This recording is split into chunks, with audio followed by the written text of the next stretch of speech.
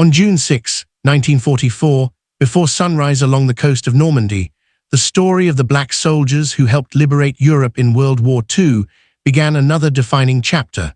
and the hook of this narrative rests in that moment, when ships rolled toward the beaches and men who had trained under segregation prepared to fight for a world that promised freedom abroad while denying equality at home. Carrying both determination and uncertainty as the engines roared, and the future of the campaign depended on discipline, endurance, and unrecognized courage that would echo across memory and generations afterward for decades worldwide. Across the landing zones, black quartermaster truck drivers, engineers, and anti-aircraft crews worked alongside infantry formations, their assignments often restricted by policy yet essential to the unfolding operation, because World War II logistics demanded relentless movement of fuel, ammunition, and equipment from the beaches toward advancing units. Many of these men had trained in camps where they slept in separate barracks and ate in segregated mess halls, yet on that day they carried supplies under fire, unloading cargo while shells burst nearby, proving through action that capability was not determined by race, but by preparation, teamwork, and resolve under pressure. Educational analysis of their experience shows how the structure of the wartime army reflected the contradictions of American society, because while these soldiers represented a democratic cause in Europe, they served within a hierarchy that limited promotion and prevented many from entering combat roles until manpower shortages or battlefield necessity forced reconsideration. Historians studying World War II emphasize that their perseverance shaped operational outcomes, particularly in supply networks known as the Red Ball Express, where black drivers navigated treacherous roads at night to sustain the momentum of Allied offensives across France and toward the borders of Germany during the campaign. In towns recently liberated from occupation, local civilians sometimes watched convoys rolling past and witnessed, for the first time, black American soldiers who were both symbols of liberation and participants in a segregated army. Diaries and letters from the period reveal complex reactions among the troops, because European civilians often treated them with a respect that contrasted sharply with the discrimination many had experienced before World War II service. This contrast deepened their awareness of inequality at home, even as they remained committed to completing their duties across the dangerous landscapes of Normandy, Brittany, the Ardennes, and beyond throughout Europe. As Allied armies pushed eastward, black engineer battalions cleared mines, repaired bridges, and constructed temporary roads, allowing tanks and infantry to advance through shattered villages and river crossings that had been demolished by retreating German forces. Their work required technical precision and physical endurance, often performed under artillery fire or in freezing conditions during the harsh winter months of World War II. Military records document how many of these units operated continuously with limited rest, understanding that every repaired structure shortened the distance between the front lines and the possibility of liberation for occupied communities across the continent at last. Educational perspectives on these contributions highlight the broader social implications of service, showing how wartime experiences shaped expectations for citizenship after the conflict. Many black soldiers viewed their participation in World War II not only as a duty to the nation, but as evidence supporting their claim to equal rights when they returned home. Training, leadership responsibilities, and exposure to international environments encouraged them to envision a society where the democratic ideals defended overseas would apply within the United States, even though policy and custom still restricted their opportunities during the very moment they helped to liberate Europe from tyranny. Within some combat formations, particularly during late 1944 and early 1945, battlefield necessity led commanders to integrate volunteer rifle platoons drawn from support units, allowing black soldiers to fight alongside white infantrymen in direct engagements. These decisions reflected the intense manpower strain facing Allied armies during critical phases of World War II, yet they also revealed how earlier assumptions about ability collapsed when survival depended on competence rather than prejudice. After-action reports described these volunteers performing effectively under fire, gaining respect from peers who had once doubted them, and demonstrating that courage and professionalism were not defined by segregation alone. Parallel to combat operations, chaplains, medics, and educators within the segregated units helped sustain morale by organizing discussion groups, literacy programs, and informal cultural exchanges with local communities, reinforcing the educational dimension of wartime service. Through these initiatives, soldiers reflected on the meaning of citizenship, democracy, and responsibility in the context of World War II, recognizing that their actions abroad would influence debates about equality upon their return. Documentation preserved in archives shows how these conversations shaped a growing sense of collective purpose, strengthening bonds that transcended regional backgrounds and prepared many veterans to advocate for change after the fighting ended. Yet even as they advanced across Europe and participated in the liberation of towns, camps, and industrial centers, these soldiers understood that their journey would not conclude with universal recognition. News from home reminded them that segregation remained deeply rooted in transportation, housing, education, and voting rights across many states, creating an emotional divide between their achievements in World War II and the reality awaiting them upon return.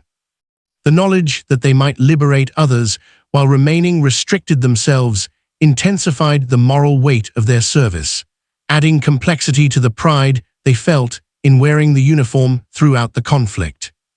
In newly freed cities, children waved flags and offered flowers, and black soldiers sometimes experienced gratitude that transcended language barriers, reinforcing the sense that their role in the liberation of Europe carried human meaning beyond military objectives. They guarded supply depots, escorted prisoners, and assisted displaced civilians whose lives had been disrupted by years of occupation, shaping the humanitarian dimensions of World War II operations. These interactions revealed how service intertwined with empathy, as the soldiers recognized parallels between the struggles of European civilians and their own pursuit of dignity, even while systemic inequality continued to frame their military environment. When winter swept across the front during the Battle of the Bulge, transportation and engineer units, composed largely of black troops, braved snow and enemy attack to keep roads open and supplies moving to encircled forces, a fact documented in numerous operational reports from World War II. Their persistence allowed reinforcements and fuel to reach threatened sectors, contributing materially to the stabilization of the line. Despite these achievements, official commendations were limited, and some officers minimized their role, yet fellow soldiers who relied on those supply convoys understood how critical their efforts were to the survival of entire formations there. As Allied troops approached concentration camps and labor sites, some black units assisted in relief and support tasks following liberation, helping to distribute food, stabilize infrastructure, and coordinate medical assistance for survivors whose conditions reflected the extreme brutality of the Nazi system. Witnessing these scenes left a lasting impact on many soldiers, reinforcing their belief that World War II had been fought against tyranny that disregarded human value. At the same time, the contrast between liberating oppressed people abroad and returning to segregation at home intensified their commitment to question and challenge discriminatory practices once the war concluded for them. Military education programs during deployment encouraged soldiers to attend lectures on history, government, and economics, and black troops often engaged deeply with these lessons, connecting academic ideas to their lived experiences in World War II. These programs provided spaces to analyze the meaning of democracy in practical terms, as men who risked their lives overseas examined the realities of citizenship and participation in public life. The combination of combat service and structured learning strengthened their resolve to return home not only as veterans, but as informed citizens prepared to advocate for equality through community leadership, organization, and civic engagement later. When victory in Europe finally arrived, many black soldiers gathered in quiet celebrations that reflected both relief and contemplation, because the end of fighting did not guarantee an end to segregation. Ships and transport aircraft began carrying units back across the Atlantic, and anticipation mixed with uncertainty as veterans wondered how their World War II service would be recognized upon arrival. Some harbored hope that the shared sacrifice of the conflict would soften racial barriers, while others, shaped by long experience, expected resistance and prepared themselves to confront the realities of discrimination with the discipline they had developed abroad earlier. Returning trains and buses, however, often carried them back into segregated terminals, where signs and local laws reinforced the same divisions that had existed before the war, revealing an abrupt contrast between the liberated Europe they left behind and the social landscape they re-entered. Interviews conducted decades later describe moments when decorated veterans in uniform were directed to separate waiting rooms or denied service in restaurants, illustrating how the promise of equality remained unfulfilled despite their contributions to World War II. These encounters shaped the emotional tone of their reintegration and strengthened their determination to pursue systemic change at home.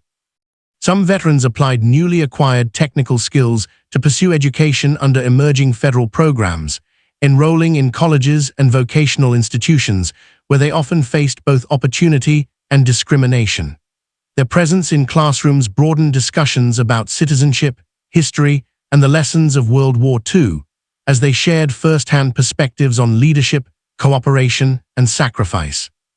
For many, education became another battleground where they sought to translate military discipline into civic advancement, working to ensure that their service abroad would lead to progress at home, even though barriers in housing, employment, and representation continued to shape their everyday experiences after return journeys. Within communities across the United States, churches, veterans organizations, and local associations became centers where former soldiers gathered to discuss their wartime service and the contradictions they confronted upon returning to segregation. These conversations contributed to the growing momentum of the post-war civil rights movement, as veterans emphasized how their participation in World War II demonstrated both loyalty to the nation and a compelling case for equal treatment. Their testimonies, grounded in the realities of combat and sacrifice, provided moral authority that influenced public opinion, legal challenges, and grassroots activism during the crucial years that followed the conflict in America. Historians examining archival sources, oral histories, and government reports continue to trace how the service of these black soldiers reshaped the institutional culture of the U.S. military, contributing to gradual policy changes that unfolded in the late 1940s and early 1950s. Their exemplary performance during World War II undermined arguments used to justify segregation within the armed forces and helped lay the groundwork for desegregation initiatives. While change did not arrive immediately or evenly, the lived experiences of thousands of veterans created a foundation for reform that echoed through subsequent generations of service members and citizens alike across the nation. The educational value of their story lies in its capacity to connect military history with social history, illustrating how decisions made on the battlefield influenced debates about democracy, citizenship, and equality. Teachers, researchers, and students examining World War II now incorporate these narratives to provide a fuller understanding of the conflict, moving beyond single-voice accounts to acknowledge the diversity of those who served. By studying unit diaries, government correspondence, and personal memoirs, learners can see how structural inequality coexisted with acts of extraordinary courage, revealing a complex reality that continues to shape conversations about identity and responsibility today for society. Throughout museums and memorials across Europe and the United States, exhibits now highlight the presence of black soldiers in liberation campaigns, displaying photographs, uniforms, and oral accounts that illuminate their contributions to World War II. Visitors learn how these men operated vehicles along hazardous supply routes, guarded critical infrastructure, and sometimes entered direct combat despite institutional resistance. The inclusion of these materials not only honors their service, but challenges earlier historical narratives that overlooked or minimized their role, ensuring that future generations recognize the breadth of participation that made Allied victory possible and understand the social realities the soldiers later confronted. Within scholarship on memory and remembrance, researchers emphasize that acknowledging these contributions does not resolve the injustice of segregation, but instead provides an honest foundation for discussing its impact on individuals and communities. The narrative of Black soldiers who liberated Europe during World War II and returned to segregation invites reflection on how nations remember history and whose experiences become central to public storytelling. By confronting uncomfortable truths alongside achievements, societies can develop a more comprehensive understanding of the past, encouraging empathy and responsibility rather than myth or selective memory, and supporting continued exploration of voices once left at the margins. For many veterans, family stories preserved across generations continue the narrative where official records fall silent, describing moments of bravery, endurance, and quiet leadership that occurred far from the gaze of cameras or reporters. These personal accounts enrich the historical understanding of World War II by revealing how ordinary individuals navigated extraordinary circumstances, balancing duty to the nation with aspirations for equality. They also show how the experience of returning to segregation shaped household conversations about resilience, dignity, and hope, influencing how children and grandchildren interpreted both the promise and the contradictions of the society in which they lived afterward. Academic courses that explore global history increasingly frame the liberation of Europe as a multi-ethnic effort, recognizing the participation of colonial troops, resistance movements, and minority soldiers within Allied armies, including the Black Americans whose service shaped this narrative. This broader approach situates World War II within a network of overlapping experiences, revealing how the struggle against authoritarianism intersected with debates about empire, race, and national identity. By including these perspectives, educators encourage students to examine the complexity of historical change and to understand how progress often emerges from the tension between ideals and the constraints of existing institutions worldwide. Through research and public dialogue, the legacy of these soldiers continues to expand, as newly uncovered documents, photographs, and testimonies shed light on units and individuals whose contributions had long remained underrepresented. Each discovery adds depth to the understanding of World War II by illustrating how courage operated within systems shaped by inequality and how individuals navigated moral choices in situations of danger and uncertainty. This ongoing process ensures that the story remains dynamic and expandable, reflecting the evolving commitment of historians, communities, and families to preserve the voices of those who helped liberate Europe while confronting segregation upon their return. As scholars continue to explore the relationships between wartime experience and social transformation, the narrative of these veterans demonstrates how historical events do not end at the battlefield, but continue to influence public policy, community identity, and national dialogue. Their journey from training grounds to European front lines and back to segregated neighborhoods reveals how World War II functioned as both a military conflict and a catalyst for broader questions about equality. Studying this history encourages critical reflection on the responsibilities of citizenship and the ongoing effort to align democratic values with the lived realities of all people across generations. From an educational perspective, presenting this narrative through detailed storytelling allows learners to empathize with individuals while also analyzing the structural forces that shape their experiences, bridging the gap between personal memory and historical interpretation. By tracing the timeline from their deployment in World War II to their return to segregation, students can explore how events unfold across both geographic and social boundaries. This method demonstrates that history is not merely a record of battles and treaties, but a continuum of human decisions, expectations, and consequences that remain relevant to contemporary discussions about justice, identity, and belonging in modern communities.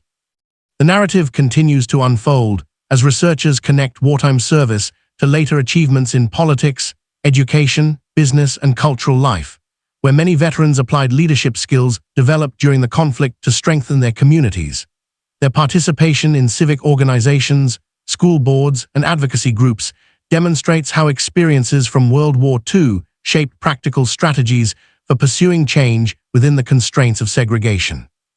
Through persistence, negotiation, and collaboration, they contributed to incremental progress that would influence larger national movements, revealing how historical transformation often emerges from sustained effort rather than sudden or dramatic turning points within the evolving American landscape itself.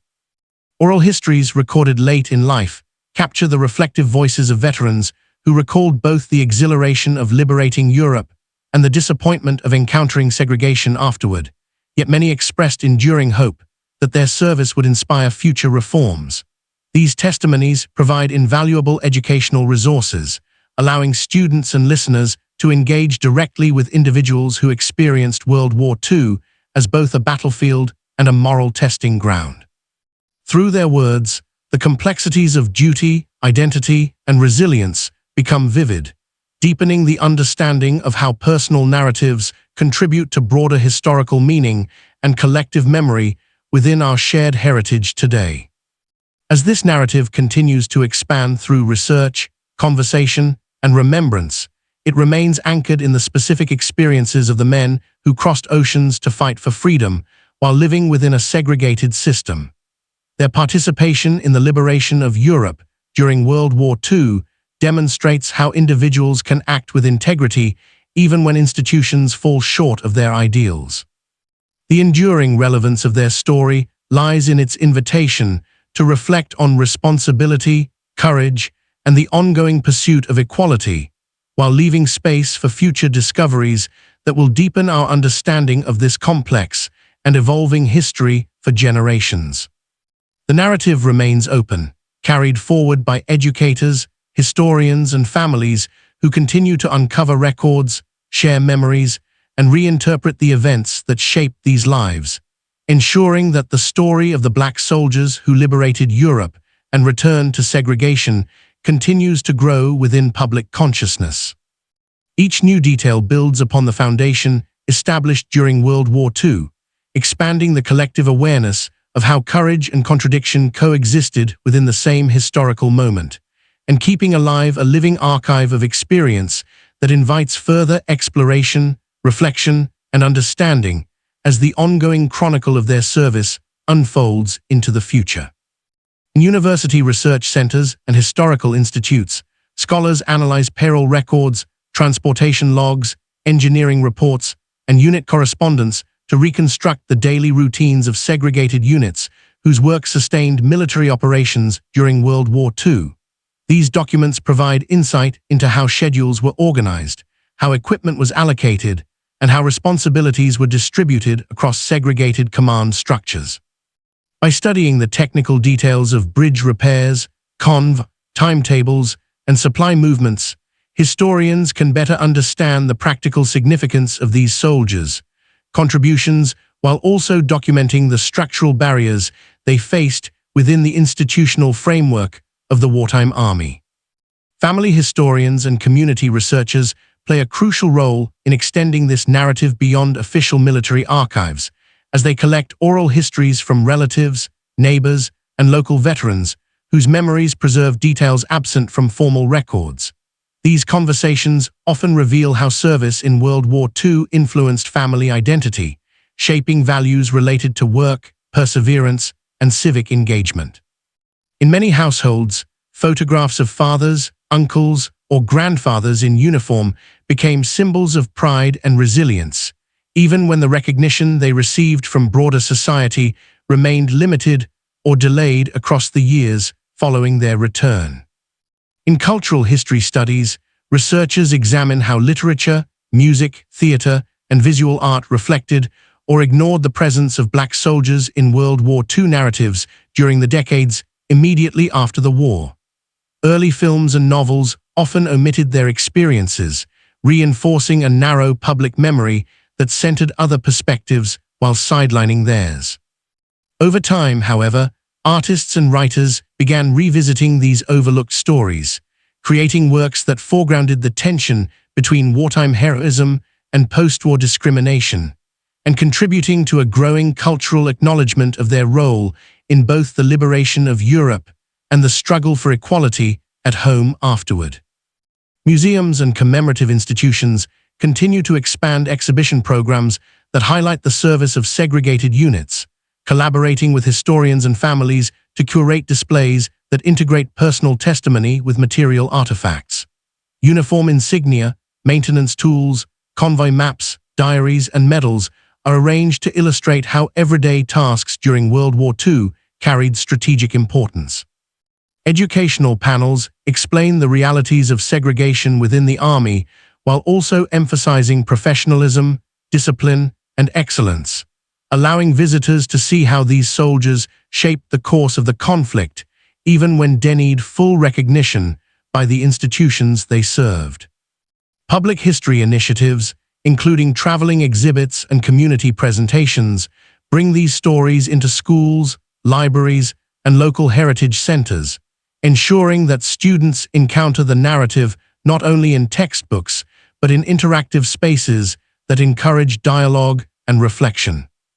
Teachers guide learners through the connections between World War II service and the broader history of civil rights, asking them to analyze how individuals confronted contradictions between democratic ideals and discriminatory practices. Through these programs, younger generations gain a deeper understanding of how historical change develops through both military service and civic activism across different time periods. In academic conferences and scholarly symposia, researchers present new findings that trace how veterans of segregated units influenced labor movements, local politics, and community leadership after their return from World War II. Some became organizers who advocated for fair employment practices, while others worked within schools, transportation systems, or municipal agencies to widen access and improve conditions for future generations. Their wartime discipline and organizational experience often shaped their methods of negotiation and coalition building, demonstrating how military service intersected with civic transformation in ways that contributed to gradual shifts in public policy and social structure. Sociologists and political scientists also examine how these veterans navigated the psychological weight of returning from a global conflict to a segregated society. Interviews and memoirs describe the emotional complexity of reconciling the respect they earned in Europe with the restrictions they faced at home. Many reflected on the paradox of wearing a uniform that symbolized national unity while being excluded from full participation in that same nation's public life. A contradiction rooted not in individual failure, but in systems of policy and custom that persisted even after the conclusion of World War II hostilities across the Atlantic. Legal historians trace how testimony from Black veterans played a role in landmark court cases and legislative debates that challenged segregation and voting discrimination in the years following World War II. Their documented service records, combined with their experiences of disenfranchisement, provided powerful evidence of inequality that contradicted national claims of equal citizenship. Through sworn statements, community petitions, and public hearings, veterans contributed moral and factual weight to arguments for reform, linking their wartime sacrifices directly to the demand for civil and political rights within the evolving American legal landscape. The narrative also continues through international research collaboration, as European archives contain letters, photographs, and local administrative records that document interactions between civilians and Black American soldiers during liberation and occupation phases of World War II.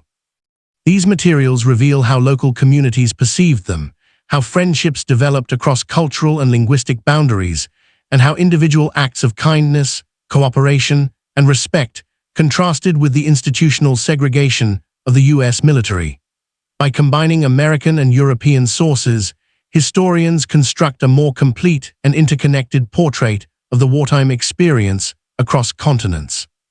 Anthropologists and memory scholars explore how commemorative practices in European towns, such as annual ceremonies, memorial plaques, and school programs, preserve the legacy of Black soldiers who once served nearby. In some communities, elders recount stories of supply drivers, engineers, or security personnel who assisted in rebuilding damaged infrastructure or distributing relief supplies during World War II. These local memories challenge earlier assumptions that their contributions were forgotten everywhere, instead revealing that remembrance developed unevenly, shaped by proximity, gratitude, and personal relationships that endured beyond the end of the conflict itself. Meanwhile, digital humanities projects compile databases that allow researchers and families to search for unit rosters, deployment locations, and service timelines associated with segregated formations from World War II. These tools help reconstruct individual life histories and trace movements from training camps to European theaters of operation and back to post-war communities. As more records become accessible, patterns emerge that show how soldiers from rural towns, industrial cities, and agricultural regions shared common experiences of both wartime responsibility and post-war segregation across diverse geographic backgrounds. The expanding narrative also includes analysis of how military policy evolved in response to performance and necessity. Scholars study correspondence between commanders, field reports, and personnel evaluations to demonstrate how the effectiveness of segregated units during World War II undermined arguments used to justify exclusion and limited advancement. While institutional change did not occur overnight, these records show how battlefield realities forced reconsideration of earlier assumptions, setting in motion gradual reforms that would later shape the structure and culture of the armed forces in the years following the war. Community-based educational programs invite descendants of veterans to speak about their relatives' experiences, creating intergenerational conversations that connect personal family memory to the larger historical context of World War II. These dialogues help participants understand how service abroad influenced decisions about work, migration, religion, education, and civic life after the war. They also highlight how the legacy of segregation continued to shape family trajectories, even as veterans sought to transform their communities through perseverance, leadership, and the application of skills acquired during their time in uniform. Writers and historians continue to produce biographies and unit histories that document the achievements of individuals and groups once overlooked in mainstream accounts of World War II. These works draw on diaries, letters, official records, and interviews to create detailed portraits of soldiers who repaired bridges under fire, drove supply convoys through dangerous terrain, or volunteered for combat roles during critical stages of the campaign. By focusing on specific lives and moments, these narratives humanize broader historical processes, illustrating how large-scale events were experienced at the level of personal decision and moral responsibility across the wartime years. In classrooms around the world, students now examine the history of World War II through a more inclusive lens, learning how global conflict intersected with local struggles for equality and recognition. Teachers encourage learners to analyze primary sources, debate ethical questions, and consider how systems of segregation shaped both opportunity and limitation. Through this approach, the story of the Black soldiers who liberated Europe and returned to segregation becomes not only a military history, but a case study in the relationship between democracy, citizenship, and social justice, with ongoing relevance to contemporary discussions about equity and national identity. As the narrative continues to grow through research and remembrance, it remains anchored in the lived experiences of the men who served with discipline, skill, and integrity during World War II, while confronting barriers that denied them full equality in the country they defended. The expansion of this history across archives, families, classrooms, and public memory ensures that their contributions are not confined to a single moment or interpretation, but continue to inspire inquiry, reflection, and recognition as new voices, sources, and perspectives add depth to the unfolding story of courage, contradiction, and enduring pursuit of dignity across generations. The months that followed the liberation of Paris revealed another layer of contradiction, as black soldiers who had marched through towns cheering their arrival were often reassigned to labor roles once the front shifted eastward, a reminder that even within an army fighting for democratic ideals, racial hierarchy still shaped opportunity and recognition.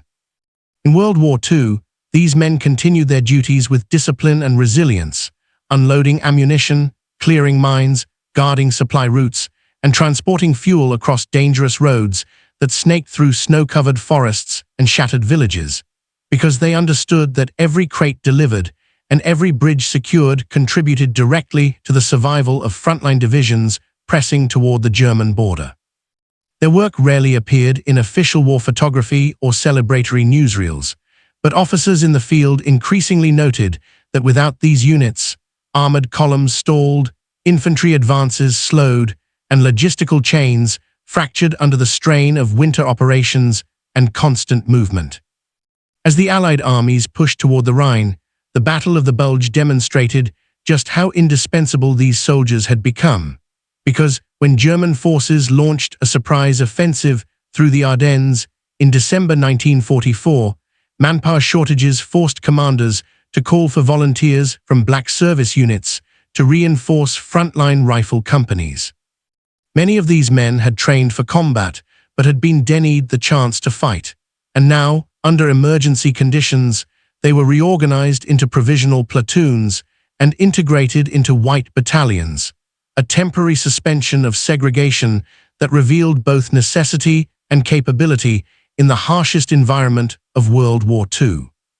Reports from the snow-covered woods near St. Vith and Bastogne described black soldiers manning machine gun positions, carrying wounded comrades under fire and holding defensive lines against repeated assaults. And although the policy allowing them to fight was framed as temporary, their conduct in battle challenged long-standing assumptions about discipline, courage, and military skill. In towns across Belgium and Luxembourg, civilians who had endured occupation witnessed these mixed formations working together, and diaries from local residents recorded gratitude for the American soldiers who shared rations, restored electricity, and cleared roads, regardless of uniform color, a perspective that contrasted sharply with the segregated systems the men would soon return to at home. In the final months of World War II, as Allied forces crossed the Rhine and moved deeper into Germany, black truck drivers of the Red Ball Express continued to operate day and night to sustain the rapid advance, guiding convoys through bomb-damaged road networks and under constant threat from ambush and mechanical breakdown.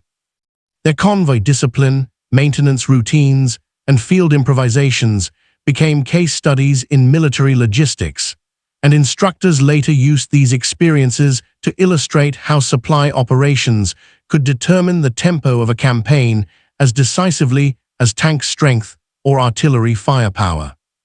Meanwhile, black engineers and construction battalions repaired rail lines, rebuilt bridges, and converted airfields for Allied use, transforming destroyed landscapes into functional corridors for movement and communication. And these tasks required not only physical endurance, but also technical expertise that had been developed through rigorous wartime training programs. In the ruins of German cities, black units also assisted in humanitarian operations, distributing food, escorting displaced civilians, and supervising the processing of prisoners of war, roles that demanded patience, cultural awareness, and a sense of order amid chaos. Their presence in these environments often revealed the contrast between how they were viewed abroad, as disciplined representatives of a liberating army, and how they were legally classified within their own country, where segregation in housing, education, and civil rights continued despite their service. When troopships eventually carried these soldiers back across the Atlantic, the atmosphere on board was filled with reflections that blended pride, exhaustion, and uncertainty, because they had helped liberate Europe in World War II, yet could not be sure how their sacrifices would be received at home. Many arrived in American ports to separate disembarkation lines, restricted facilities, and segregated transportation systems, and the uniforms they wore, decorated with campaign ribbons and battle insignia, did not protect them from discriminatory laws or social barriers. Veterans who had led convoys through artillery fire or commanded squads under combat conditions were often denied access to skilled employment or educational institutions, while the benefits of the GI Bill were administered unevenly across segregated local structures, limiting opportunities that had been promised in policy but constrained in practice. Yet even within these constraints, their wartime experiences reshaped expectations, because men who had coordinated multinational operations, built strategic infrastructure, and fought alongside white soldiers in emergency combat roles returned with a strengthened awareness of their own leadership capacity and civic responsibility. Churches, community centers, and veterans organizations became spaces where stories from overseas circulated, stories about towns in France where children learned English from truck drivers, about Belgian families who remembered the warmth of shared meals during winter blackouts, and about German civilians who associated American uniforms with liberation and order. These accounts reinforced a sense of collective memory and formed an educational bridge between battlefield experience and emerging social movements, providing historical grounding for conversations about citizenship, equality, and the obligations of a nation that had relied on their service in World War II. Military archives, after-action reports, and correspondence from officers gradually documented these contributions in more detail, and historians later used these records to reconstruct the scale and complexity of Black participation across theaters of operation, from North Africa to Italy, from Normandy to the Rhineland. In training institutions and academic settings, instructors began to emphasize logistics, engineering, and support services as decisive components of modern warfare, using examples from these units to illustrate how victory depended on a coordinated system of labor, transport, and technical problem-solving that extended far beyond the front line. Students examining these case studies encountered not only military data, but also broader social questions about inclusion, recognition, and the relationship between wartime service and democratic ideals. Within the occupation zones of post-war Germany, some Black soldiers remained on duty for extended periods, enforcing order, supporting reconstruction, and participating in cultural exchanges that left lasting impressions on both sides. Letters from these soldiers described daily routines that blended military discipline with community interaction, from organizing sports events to assisting in the reopening of schools, and these narratives highlighted how their presence abroad contrasted with restricted civic participation at home. The experience of authority and responsibility in an international setting shaped their expectations of what full citizenship should mean, and the dissonance between these expectations and the realities of segregation continued to echo through their personal lives long after the guns of World War II fell silent. As educational institutions, museums, and oral history projects later collected testimonies from these veterans, new generations encountered the complexity of their journey: liberators in Europe, restricted citizens in America, and scholars emphasized that understanding World War II required attention not only to battles and commanders, but also to the lived experiences of the men whose labor sustained the Allied advance. Archival photographs of convoys winding through forest roads, maintenance crews repairing engines under field lights, and riflemen standing watch in snow-covered positions provided visual evidence of roles once overlooked in mainstream narratives. These materials encouraged deeper inquiry into how memory is formed, whose contributions are remembered, and how historical interpretation evolves as new voices and records enter the conversation. In communities across the United States, commemorations and veterans gatherings created spaces where these stories continued to be shared, and younger family members listened to accounts of night convoys, frontline emergencies, and acts of solidarity that crossed racial barriers under battlefield pressure. The language used in these recollections often returned to the same central truth, that in World War II, Black soldiers carried the burdens of war with discipline and courage, even when recognition was withheld upon their return. Their experiences remained open to further research, additional testimony, and ongoing examination, ensuring that the narrative would continue to grow as more documents, letters, and personal accounts emerged from archives and family collections, adding new layers of detail to a history still unfolding.